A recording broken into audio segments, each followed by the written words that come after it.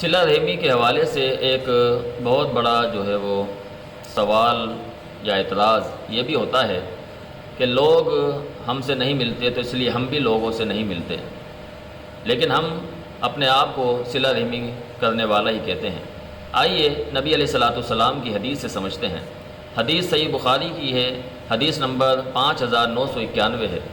سیدنا عبداللہ ابن عمر رضی اللہ تعالیٰ عنہما فرماتے ہیں پیارے پیغمبر علیہ الصلاۃ والسلام سے، لیس الواصل بالمکافی ولکن الواصل الذی اذا قطعت رحمہ وصالھا۔